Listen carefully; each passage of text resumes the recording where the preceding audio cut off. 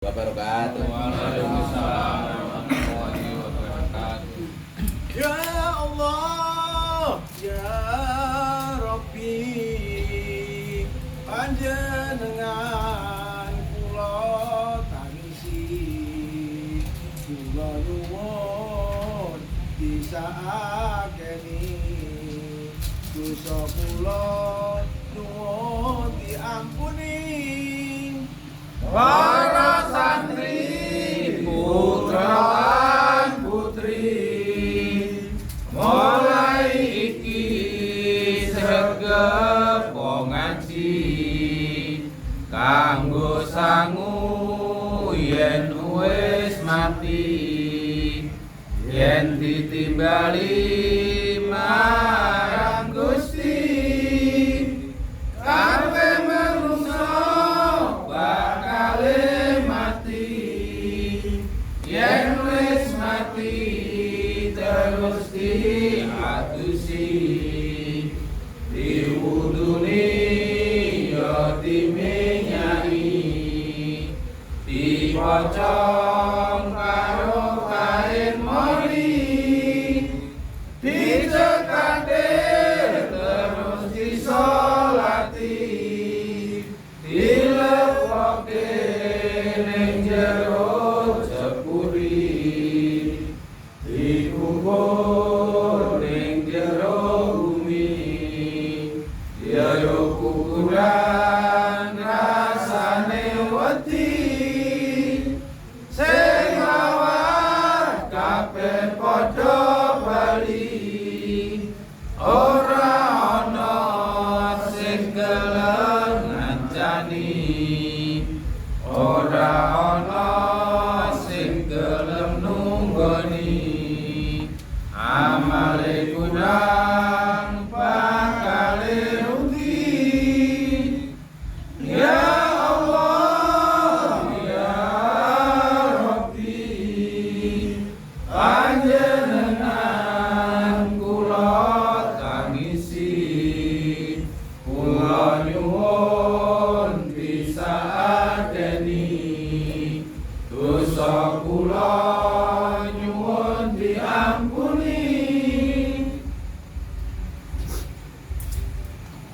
Ada yang tanya, ana sing tanglet tentang beksan Srimpi Sangupati. Niku ceritane pripun? Beksan Srimpi Sangupati, jenenge ya Sangupati. Itu yang menciptakan dulu susuhunan Pakubuwana IV. Riwayatnya seperti itu. Beksan maksudnya itu tari, bosanya beksan. Tarian itu beksan, beksan. Nah, beksan Sangupati itu tarian yang sakral dari Pakubuwana, susunan Pakubuwana sekawan, Pakubuwana IV. Tarian beksan itu tarian yang membawa pistol.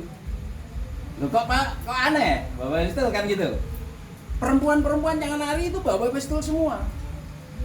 Yang hadir Belanda zaman dulu. Zaman dulu yang hadir misalkan yang menari di sini, yang nari penari-penarinya itu membawa pistol semua. Pistol zaman dulu, zaman Belanda.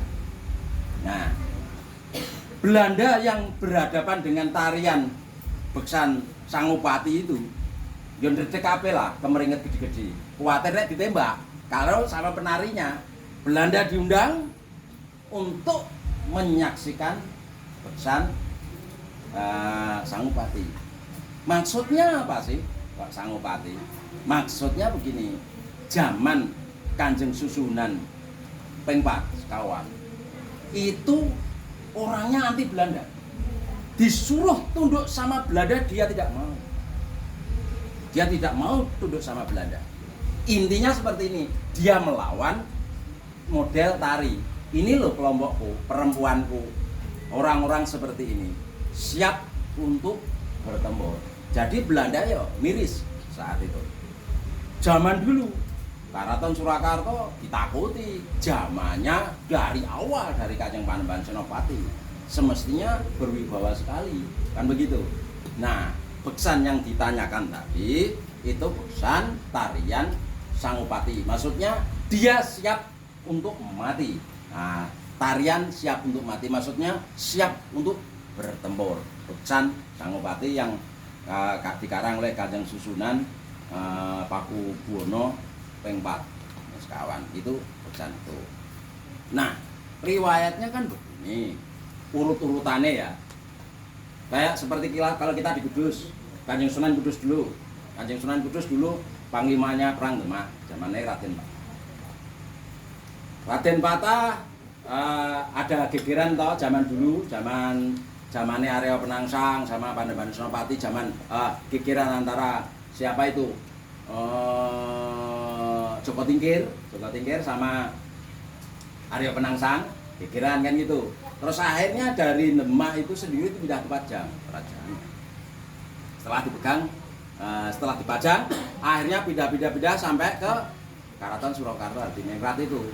Di Jogja dan Surakarta yang memegang tampuk pimpinan Raja Islam pertama kali kan itu tadi Sutowijoyo alias Panembahan Senopati. Saat mudanya namanya Raden Sutowijoyo alias Panembahan Senopati, saat dewasa nanti namanya Panembahan Senopati. Nah itu Raja Islam pertama kali. Dari itu turun menjadi sekarang ini jadi Catur Sakutra. Ada Pakubuwana, Kasunanan, Surakarta Digenekat, Pakubuwana. Itu yang Surakarta. Surakarta pun terpecah menjadi dua.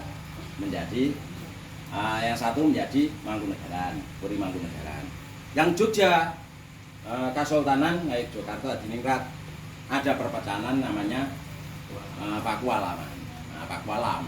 Jadi 4 itu antara Pakubuwana, terus Hamengkubuwana Jogja, Pakualam sama Mangkunegaran itu disebut Catur Sakutra. Sekarang sudah akur, sudah menyatu, sudah akur kembali, tidak terpecah belah seperti itu. Kalau masalah riwayatnya seperti yang pernah ditanyakan, kenapa Raja Mataram Islam, namanya Raja Mataram Islam Panembahan Senopati, turun kok campuran, akhirnya orang-orang keraton ada yang agamanya Kristen dan lain-lain, ada yang Hindu Buddha dan lain-lain campur karena perkawinan silang saat itu.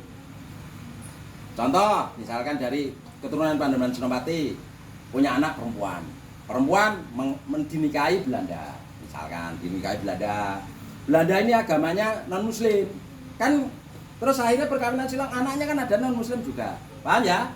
Ada yang kawin sama orang Hindu misalkan, seperti itu, kurang lebihnya seperti itu. Makanya sekarang walaupun Mataram disebut Mataram Islam saat Panembahan Senopati, Mataram Islam, tapi sekarang orang-orangnya tidak mesti Islam semua. Ada yang Islam, ada yang tidak, ada yang Muslim, ada yang non Muslim juga.